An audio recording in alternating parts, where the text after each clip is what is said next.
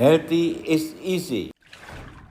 Jadi memang saya lihat ini kan beberapa kali saya juga megang pasien dengan apa itu jantung koroner itu tadi kan nggak punya waktu kita dokter. Bahkan kita udah hilang karena kita nggak siap waktunya gitu loh. Jadi memang harusnya memang ada hal-hal seperti itu. FKTP karena ini dokter, sebaiknya BLS dan ACLS. Oke, pelatihan itu dokter ya, sertifikat ya. Masa berlaku 3 tahun. Nah sebaiknya saya sarankan karena ACLS ini sebetulnya kayak latihan silat ya. Iya. Kalau kita berlatih silat bolak-balik mengikuti sensei siapa atau guru siapa, pendekar siapa, refleks toh. Nah sebetulnya ACLS ini mengatur refleks, ikuti dilatih terus. Iya. Refleks akan terbentuk dan sebaiknya tim ya dokter. Karena kalau ACLS pijat jantung nggak bisa sendirian. Capek harus ada bantuan. Nah, yang membantu kita tentu saja para beliau yang paham juga. Betul. Jadi memang untuk SKTP itu sangat penting. Cuma memang regulasinya dokter. Regulasi ini karena biasa teman-teman ini atau kita sendiri ini kalau nggak ada paksaan nggak akan jalan. 2 tentang biaya. Nah, ini juga menjadi masalah. Jadi kalau memang misalkan BPJS memberikan oke deh setiap FKTP harus itu mesti jalan biasanya. Kalau nggak punya nggak ditandatangani anunya apa kerjasamanya itu biasanya harus ditekan dulu dokter. Dokter kembali ke koroner tadi ini apa dokter? Kan koroner ini ada penyumbatan atau penyempitan. Apa ini fungsi balon sama ring ini tadi dokter? Apa saya pakai mana boleh atau ada tanda-tanda khusus dokter? Beda. Jadi ini misalnya ini pembuluh darah nih. Iya. Barang panjang itu kayak selang dipotong gitu. Iya. Ini di dalamnya ada penyempitannya gitu. Lah ininya yang dilonggarkan pakai balon. Pakai balon dokter. Balon dulu. Dilonggarkan jadi misalnya penyempitannya 90% ya. Dilonggarkan dulu supaya tinggal 50%, 40% gitu. Iya. Nah setelah itu baru ringnya dipasang. Oh gitu. Istilahnya adalah dibuka dulu, setelah itu baru ringnya dipasang. Dilatasi dulu, setelah itu ringnya dipasang. Oh, jadi berarti balon ini rangkaian dari pasang ring. Nggak berdiri sendiri berarti ya dokter ya. Rangkaian dari ring tadi ya dokter. Jadi di balon, penyempitannya di balon supaya buka, penyempitannya menjadi lebih ringan, baru dipasang ring. Kecuali pembuluh darah kecil ya. Teknologi manusia itu tidak bisa membuat diameter ring kurang dari 2,25. Teknologinya tidak mampu. Iya. Nah kalau pembuluh darahnya 2 mm misalnya gitu ya, ya cukup di balon saja. Nah sudah tidak usah diring. Tapi kalau besar pembuluh darahnya 2,4 mm ke atas pasang ring. Ring ini kok cenderung tahun tambah naik dokter. Misalnya pasien saya pasang ring 1. 3 bulan lagi 3, 5 gitu. Apa dokter? Apa karena padahal dia udah hidupnya udah dijaga, obat udah diminum. Seharusnya setelah dipasang ring tuntas ya. Tuntas ya. Logikanya gitu. Seharusnya tuntas. Tapi jika itu ternyata berkelanjutan, pasti ada sesuatu yang belum selesai. Belum selesai misalnya rokoknya ternyata ngerokok lagi. Gitu. Kan rokok itu Iya. 3 bulan tahan itu. Setelah itu mulai delik-delik ngerokok lagi. Pasti nanti pasang ring lagi tuh. Makan fast food lagi. Darah tingginya enggak bisa diobati karena obat wis enak kok ngombe obat. Nah, mulai berikutnya adalah kencing manisnya juga tidak bisa diobati itu tadi. Obat itu kok wakai. Kok ginjalku kena lah. Dukungan dari lingkungan akan sangat membantu. Betul sekali. Ya. Dokter tidak bisa sendirian. Betul. Karena ada data penelitian dari WHO mengatakan kepatuhan berobat dipengaruhi oleh jumlah obat yang diminum. Frekuensi minum obat sehari sekali, 2 hari sekali, atau 3 kali sehari. Berikutnya adalah ya jumlah frekuensi minum, kemudian ketersediaan. Susah enggak nyarinya gitu. Iya, jadi kalau kita sebagai dokter, sejawat, semua kita mesti paham pasien kita itu di mana. Tidak semua pasien mampu. Sebenarnya obat di Malang belum tentu ada di Lumajang. Betul. Ya. Waspada loh. Ya. Di Malang ada, kota Malang sampai kecamatan lain, tapi di Pasirian belum tentu. Belum tentu. Nah kayak gini-gini ketersediaan ini bukan berarti ada nggak ada, tapi terjangkau Lokasinya terbeli ya. Harganya juga. nggak terbeli, nggak bisa. Nah yang begini mengajak dokter untuk waspada. Nilai sisi sosial dokter harus ada. Betul. Berikutnya lah pemahaman dokter kepada edukasi pada lingkungannya pasien. Banyak loh. Obatmu akeh men kena ginjal loh, pasti mandek. Iya. Obatnya masih ada. Terus berikutnya coba alternatif. Bukan alternatif jelek, tapi begitu alternatif pengobatan alternatif ini tidak punya standarisasi, terlalu muncul nanti pelakunya mengatakan aku mau obat alternatif tapi obat dokternya stop. Nah ini kayak gini-gini masalah itu nanti. Jadi Yang terakhir pemahaman pasien, aku sudah enak kok masih disuruh minum obat, masih stop ini. Nah Iya, itu iya. jatuh ya kayak gitu. Iya. Jadi artinya dokter tidak bisa sendirian, pasien perlu dikelilingi oleh kita, Iya, yang mengerti. aparat kesehatan, sistemnya termasuk pembiayaan dan ketersediaan alat bahan obat itu, dan lingkungan yang harus teredukasi. Kalau enggak wis Betul, dokter. Makanya saya sering bilang bahwa Indonesia ini masih dalam taraf kuratif aja. Edukatifnya kurang gitu loh. Zaman saya dulu puskesmas Dr. Har, saya di Dompu dulu ya. Preventif, pakai P2M, sarang nyamuk, imunisasi semua preventif ya. Tapi ya enggak tahu sekarang. Memang harus dibenahi. Iya, betul. Jadi karena preventif ditinggalkan, kuratif tinggi. Iya. Karena kuratif tinggi, itu naik BPJS teriak-teriak. Menghabiskan anggaran. Sistemnya belum sempurna untuk disempurnakan. Termasuk penyakit jantung ini, dokter. Jadi penyakit jantung itu preventifnya apa? Ya hidup sehat. Hidup ini semuanya, dokter, ya rekreasi juga, ya dokter. Jadi kegiatan sosial, masyarakatan. Ini yang memang kurang tersentuh karena memang hasilnya nggak kelihatan. Jadi orang jadi kok nggak ada hasil ya, gitu mungkin ya. Bangun lah Pak Dokter Har, bangun itu kan ada dua, bangun fisik gedung terlihat, tapi bangun sistem supaya gedung ini beroperasi dengan baik kan nggak gitu. Iya. Itu bangun sistem nggak kelihatan, gedungnya yang kelihatan, jelenggernya dokter di. Iya. Preventif tidak kelihatan, tapi nyuntik, masang ring tampak, masang padi jantung kelihatan. Iya. Tapi bagaimana supaya tidak sakit? Ini dokter. Jadi memang kelihatannya ada beberapa nasihat yang sederhana sih. Makan yang sederhana, cukup tidur, tertawa, air putih. Ya, mereka cuma memberikan 4 solusi. Bahkan 4 ini sangat susah sebenarnya. Jadi untuk apa namanya, untuk air putih gitu aja deh. Kita ini ya mungkin aja sekarang udah banyak ya. Beberapa tahun yang lalu kalau kita namu kan mesti nek teh ya kopi, jarang air putih itu kulino budaya nih dokter di. Iya. Sama Dokter Har. Istrinya kan orang Jogja. Iya. Manis itu. Saya dolan ke Jogja itu masaknya manis semua. Iya, manis semua. Istri saya ke Madiun. Iya. Asin semua. Asin kabeh. Beda loh budaya. Dokter, sekarang kita bicara tentang gimana jantung dengan BPJS ini, dokter ya. Jadi selain pelayanan, kemudian tindakan, pemeriksaan, obat ini juga penting sekali ya. Jadi obat-obat jantung saya kira banyak diberikan, tapi masyarakat apa ya, kok kurang pas gitu, dokter. Karena mereka justru seneng tindakan tuh nyata gitu. Tapi kalau obat ini kan lama gitu, dokter. Gimana dokter? Apakah ini harus seiring atau lebih sering kontrol atau gimana, dokter? Ya itu. Sekarang kita contoh koroner saja, Dokter Har. Koroner. Penyempitan pembuluh darah koroner. Itu sebenarnya ada 2 hal yang perlu kita pahami.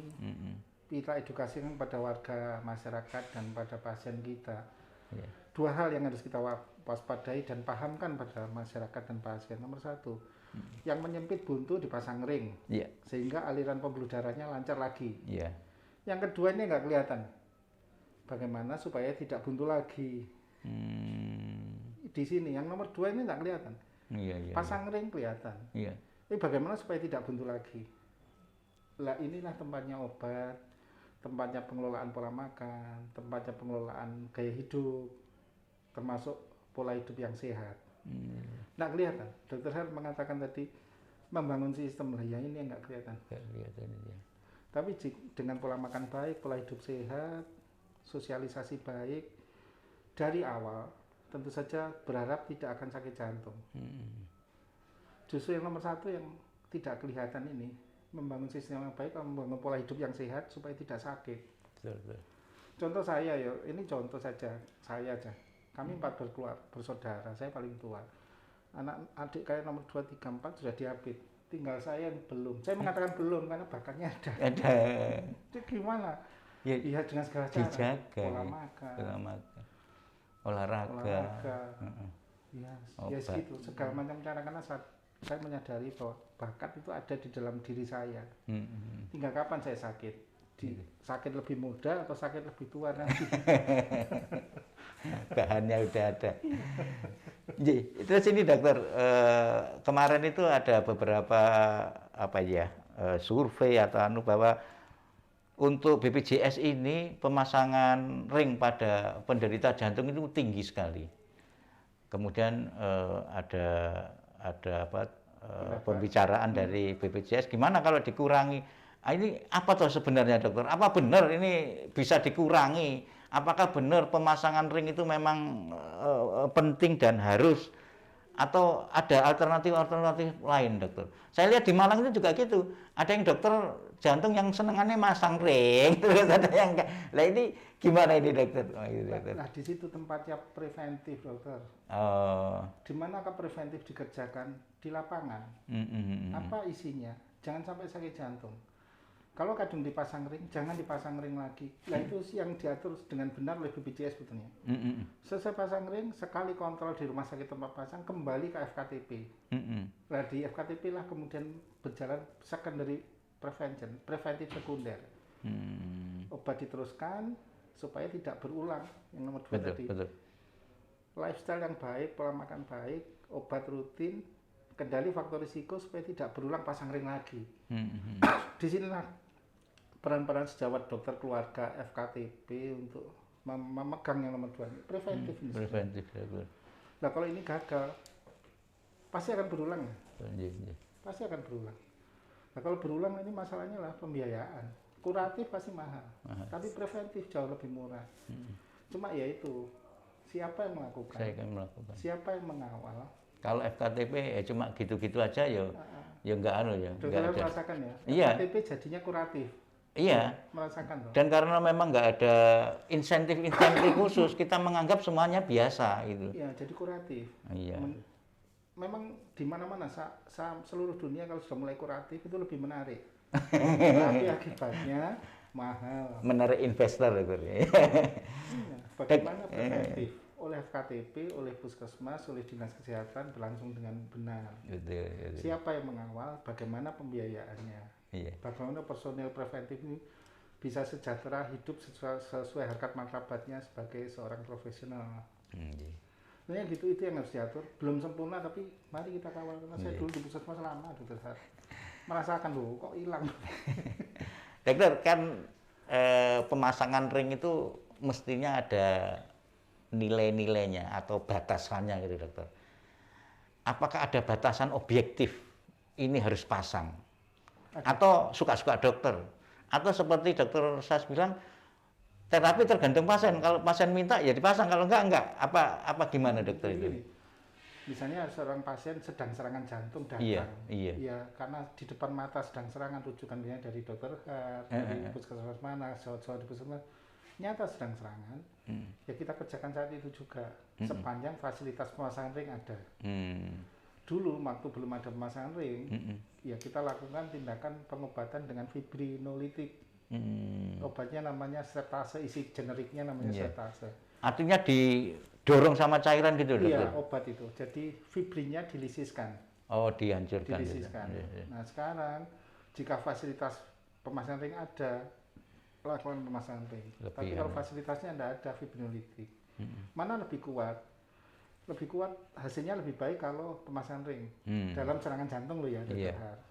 Nah sekarang masalahnya adalah ada hukum BPJS itu mengatur bahwa pada saat pasien datang dengan serangan jantung, sedang serangan jantung, yang dipasang adalah di mana terjadi serangan. Pembuluh darah yang lain tidak perlu. Itu tempatnya obat, tempatnya prevensi. Tapi pembuluh darah yang lain ini ternyata penyempitannya juga berat, ya dipasang dokter. Nah, kapan disebut berat? BPJS sudah mengatur bersama Kemenkes. Jika penyempitannya di cabang utama itu 50%, terus di cabang lain di atas 70%, maka baru boleh dipasang ring. Tapi kalau penyempitannya kurang dari 70% atau di cabang besar kurang dari 50%, tidak perlu dipasang ring. Nggak perlu ya. Jadi memang ada batas-batas. Nggak bisa. Memang beberapa pasien saya yang ex luar rumah sakit regional, saya itu kaget-kaget bagaimana sosok beliau itu berangkat medical check up, pulang dipasang ring. Ini apa ini? Nah, kita tentu saja kita mencoba jangan meniru sana. Itu sesuatu kalimatnya gini loh.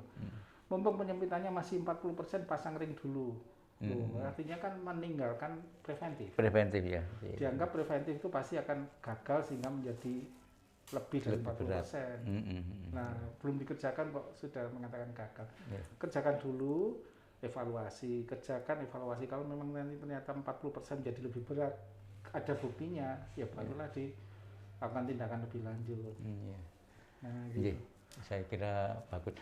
Tapi gini dokter, beberapa tahun kemarin itu banyak selebriti yang meninggal muda dokter. Misalkan main football, main futsal, tenis dan sebagainya. Gimana dokter membatasi diri supaya kita nggak sampai masuk sana? Apakah atau diukur dengan kelelahan apa yang ada tandanya supaya kita harus berhenti nggak berolahraga atau bergerak gitu dokter? Gini, olahraga itu ada dua loh dokter Har. Ada dua jenis olahraga. Olahraga prestasi, kita mau jadi atlet, ya ikutlah klub-klub olahraga untuk menjadi atlet. Betul. Pelatnas, pelatdas segala macam itu ada dosis untuk latihan olahraga untuk prestasi. Tapi ada olahraga untuk kebugaran. Nah, ini tidak boleh dicampur. Samakan ya.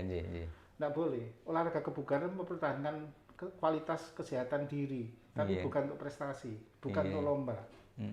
Beda loh. Nah, yang terjadi adalah tidak pernah olahraga, kemudian mengikuti dosis olahraga prestasi. Ya over. Itu yang sering terjadi kan. Masyarakat tidak bisa membedakan ini mau olahraga prestasi untuk lomba, PON, SEA Games, atau sekedar saya pengen sehat supaya umur saya panjang. Nah, dua yang beda. Atau kadang-kadang dokter, tim ya, main sepak bola satu tim, mau berhenti sungkan gitu dokter ya, lanjut aja, akhirnya terjadi serangan itu tadi juga. Karena bisa, itu tadi. Jadi olahraga yang dicari oleh secara umum adalah kebugaran. Olahraga untuk kebugaran itu sifatnya aerobik. Olahraga aerobik itu ada gerakan otot di kedua sisi badan. Kemudian ada target frekuensi. Frekuensi itu berapa hari dalam satu minggu. Ada target durasi, lamanya setiap kali 30 sampai 60 menit per kali olahraga per hari. Ada target nada yang harus ditempuh. Nah, itu adalah ukuran. Nilai-nilai yang harus bisa diukur dalam bentuk angka. Lalu jenis olahraga aerobik itu pasti kalau bukan sepeda ya jalan cepat. Renang itu olahraga aerobik, tapi hati-hati loh sepeda. Sepeda itu aerobik. Tapi kalau balap sepeda prestasi. Olahraga prestasi. Balapan dari Malang ke Bromo dalam 2 jam. Itu prestasi tidak. Bukan, itu aerobik yang kita cari. Renang itu aerobik. Tapi kalau lomba renang 400 meter dalam 10 detik, nah itu prestasi. Oke, dokter. Kalau olahraga ada lawan, ada target, pasti jadi prestasi. Nah, jadi ngoyo. Yang penting, ngoyo. Yang penting grup kita bagaimana? Kalau dari yang grup itu sepakat bahwa ini untuk kebugaran, semua akan saling mendukung ya dokter. Tapi kalau ini untuk prestasi, ya balapan cepet-cepetan. Jadi dokter Sasmoyo, mungkin dokter Sasmoyo ada closingnya ini. Jadi gimana jantung dengan masyarakat supaya masyarakat bisa lebih sadar gitu dokter. Terima kasih dokter Har, sahabat FKTP semua. Saya sebagai dokter jantung, saya sejak tahun 2005 lah saya masuk Malang, tapi saya pernah berkarir di FKTP. Zaman dulu namanya Puskesmas. Saya bekerja di Puskesmas tahun 93 sampai 97. Saya merasakan betul ada sesuatu yang beda antara dokter Puskesmas di masa saya dengan saya saat ini sebagai dokter spesialis. Bedanya apa? Saat ini saya tertarik ke arah kuratif. Untungnya saya merasakan pendidikan di Puskesmas ya, jadi unsur preventif promotifnya masih ada. Nah, saran saya pada warga masyarakat, sejawat semua, upayakan pola hidup sehat, pola makan sehat, kenali diri.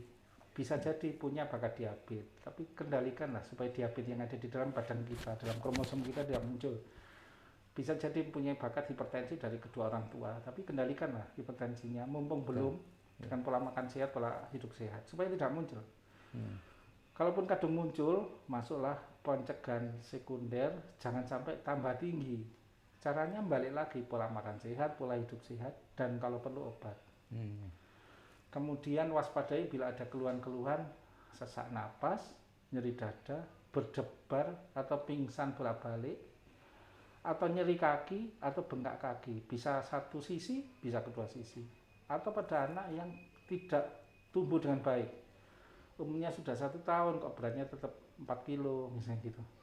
Nah, gangguan tumbuh kembang anak itu bagian dari kemungkinan kelainan jantung.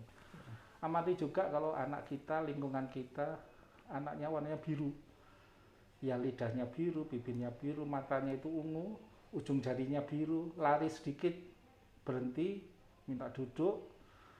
Begitu seseknya hilang, dia akan lari-lari lagi, tapi setelah itu berhenti lagi, spontan duduk, nah squatting ya.